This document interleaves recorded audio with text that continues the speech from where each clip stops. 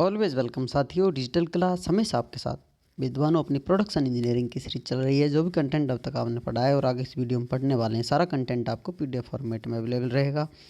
जिस तरह से मैकेनिकल इंजीनियरिंग, जनरल नॉलेज के अन्य सीरीज कंप्लीट अवेलेबल हैं, इस कंटेंट का इस्तेमाल आप SSC, RRB, state, JEE, GATE, BTech, AMI के एग्जामिनेशन के लिए कर पाएंगे।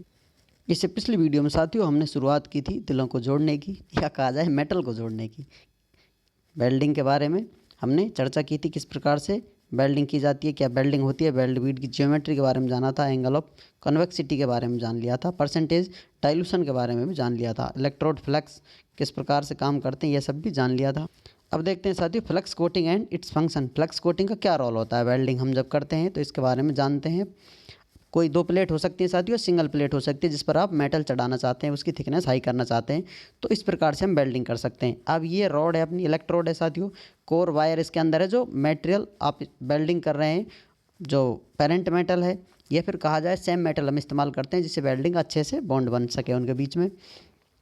फ्लक्स कवरिंग इसके ऊपर रहेगी, कोर वायर के ऊपर फ्लक्स कवरिंग है साथियों, और इनमें दोनों में इनको करंट से जोड़ दिया जाए तो इनमें आर्क जनरेट होता है साथियों। तो इवॉल्व गैस सील्ड, यहाँ पर गैस का कवर बाहर आ जाता है जो एनवायरनमेंट से गैसों को क्रिया नहीं करने देता है। वेल्डिंग में अशुद्धियाँ ना हो पाएँ, इसकी वजह से यहाँ पर कवरिंग हो जाती है गैस की फ्लक्स की वजह से, जिससे बाहर से ऑक्साइड कंटेंट ना बना सके या फिर वेल्डिंग में अपनी अशुद्धियाँ इंक्लूड ना हो सकें।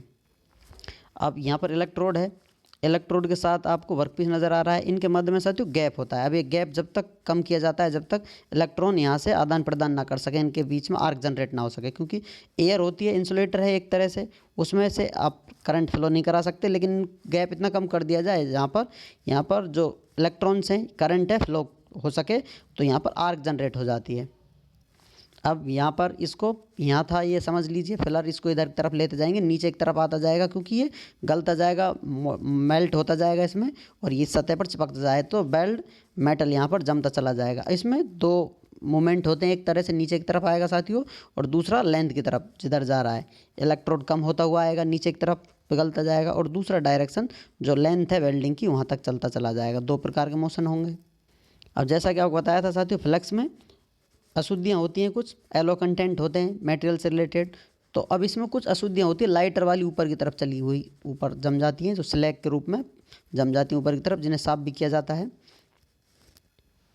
क्योंकि ऊपर से हमारा इसका कोई काम नहीं होता, साफ़ कर दिया जाता है फिनिशिंग के लिए, सरफेस फिनिशिंग के लिए, हटाने के लिए कुछ एक्स्ट्रा मटेरियल रह जाता है, जो हम चाहते हैं कि अच्छे से वेल्डिंग अपनी जमकर चलती रहे। इसमें क्या होता है साथियों, एलो कंटेंट होता है फ्लक्स में। प्रोटेक्ट फ्रॉम एटमॉस्फेरिक गैसेज, ये एटमॉस्फेयर में जो गैसेज होती हैं जो रिएक्शन ना करें, इनसे प्रोटेक्ट करता है। यहाँ पर एक तरह से बना रहता है, शील्ड बना रहता है, फ्लक्स शील्ड बनाता है, आर्क के साथ जुड़ा हुआ रहता है। डायरेक्शन ऑफ फ्लेम, और फ्लेम की डायरेक्शन भी देता है। इस प्रकार से आपका इसके अंदर वायर होता है, ये इस प्रकार से घट जाएगा तो जो आपका आर्क है सीधा मेटल या वर्कपीस की तरफ आएगा। यदि ये इस प्रकार का हो जाए तो इस प्रकार से भटक जाएगी आपकी आर्क है। तो अच्छी वेल्डिंग के लिए इस प्रकार का जो आप कह सकते हैं फ्लक्स का मेल्टिंग पॉइंट है वो अधिक होता है जो वायर है उससे, तभी इस प्रकार का आर्क आपको देखने को मिलेगा। अन्यथा पहले आपका फ्लक्स पिघलेगा, उसके बाद वायर, तो वायर बाहर की तरफ रह जाएगा, फ्लक्स ऊपर की तरफ इस प्रकार की चौंच बन जाएगी, जो कि आपको वेल्डिंग में अच्छे से वेल्डिंग नहीं करने देगी। अब बात करते हैं साथियों स्लैग इंक्लूजन की। जैसा आपको बताया था स्टार्टिंग में, वेल्ड बीड है साथियों, वेल्ड बीड ज्योमेट्री में हमने जान लिया था। अब इसमें जो अपना फिलर रोड होता है, फिलर रोड तो आगे हम इस्तेमाल करेंगे साथियों टीआईजी एमआईजी में। यहाँ पर जो इलेक्ट्रोड होता है उसमें के बाहर की तरफ फ्लक्स जमा हुआ होता है, जो इसके अंदर है मेटल वाला वायर वो भी पिघलता है, फ्लक्स पिघलता है। इसमें कुछ अशुद्धियाँ होती हैं, इम्प्योरिटी होती है जो इसके अंदर रह जाते हैं, क्योंकि इम्प्रॉपर करंट आता है, ठीक से वेल्डिंग नहीं हो पाती है, कम टाइम मिल पाता है जो ऊपर जो अशुद्धियाँ ऊपर सरफेस की तरफ आ सकें, ऊपर जो लाइटर पार्टिकल होते हैं। तो इस प्रकार से स्लैग इंक्लूजन बन जाता है। तो वेल्डिंग करते समय इनफ टाइम होना चाहिए जिससे इम्प्योरिटी या स्लैग ऊपर की तरफ जा सके। जैसा कि हम जानते हैं ऐसा क्यों होता है। हीट जनरेशन क्या होता है साथियों, एच जी is equal to I square R T के बराबर होता है। आई इम्प्रॉपर हुआ तो हीट जनरेशन लो हो जाएगा। तो इस प्रकार से स्लैग इंक्लूजन देखने को मिलेगा। अब ये ऊपर वाला पार्ट होता है रीइंफोर्समेंट साथियों, रिमूवेबल होता है, इसको रिमूव कर देते हैं, बाद में हटा दिए जाते हैं। इस प्रकार की आपकी प्लेट है, दूसरी प्लेट इस प्रकार की है। अब इनको आप बेल्ड करेंगे तो बेल्डिंग इस प्रकार से ऊपर की तरफ एक पार्ट आ जाता है इन्फोर्समेंट वाला, इसको हटा दिया जाता है क्योंकि इसमें अशुद्धियाँ भी होती हैं। तो प्रॉपर वेल्डिंग अपनी हमें प्राप्त हो जाती है, जो कि बाहर वाली प्लेटों से भी मजबूत होती है, क्योंकि इसमें एलो कंटेंट मिले हुए होते हैं। ये सब आपको बता दिया था।